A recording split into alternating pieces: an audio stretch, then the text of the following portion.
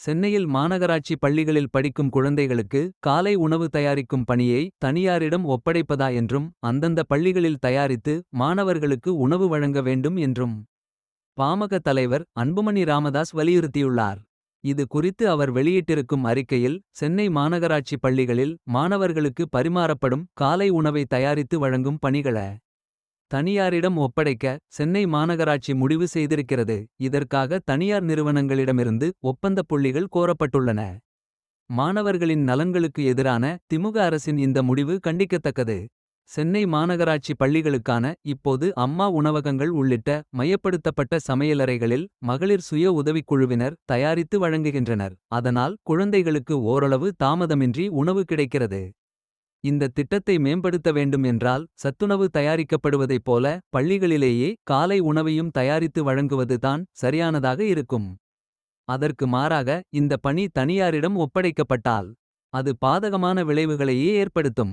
சென்னையில் 356 பள்ளிகளுக்கு காலை உணவு தயாரித்து வழங்குவதற்கான ஒப்பந்தம் 3 தனியார் நிறுவனங்களுக்கு வழங்கப்படவுள்ளன. அவை மொத்தம் 35 மையப்படுத்தப்பட்ட சமையல் கூடங்களில் காலை உணவை தயாரிக்க வேண்டும் என்று அறிவுறுத்தப்பட்டிருக்கிறது. அதன்படி சராசரியாக 11 பள்ளிகளுக்கு ஓர் இடத்தில் உணவு தயாரிக்கப்பட்டால் அதை சம்பந்தப்பட்ட பள்ளிகளுக்கு கொண்டு சென்று சேர்க்க குறைந்தது 1 மணி நேரம் ஆகும். அதனால் குழந்தைகளுக்கு சரியான நேரத்திலும் சூடாகவும் உணவு கிடைக்காத நிலை உருவாகும். இது காலை உணவுத் திட்டத்தின் நோக்கத்தையே சிதைத்துவிடும். காலை உணவை தயாரிக்கும் பணியை வழங்க கடந்த 2023ஆம் ஆண்டு நவம்பர் மாதம் சென்னை மாநகராட்சி முடிவு செய்தபோது அதற்கு கடும் எதிர்ப்பு எழுந்தது. அதைத் தொடர்ந்து இந்த திட்டம் கைவிடப்பட்டிருந்தது.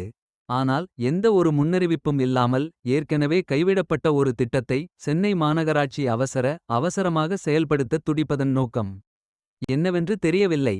காலை உணவுத் திட்டத்தின் நோக்கமே மாணவர்களுக்கு சரியான நேரத்தில் சூடான உணவு கிடைக்க வேண்டும் என்பது தான். அதை உறுதி செய்யும் வகையில் காலை உணவுத் தயாரிப்பை தனியாரிடம் விடும் திட்டத்தை சென்னை மாநகராட்சியும் தமிழக அரசும் கைவிட வேண்டும்.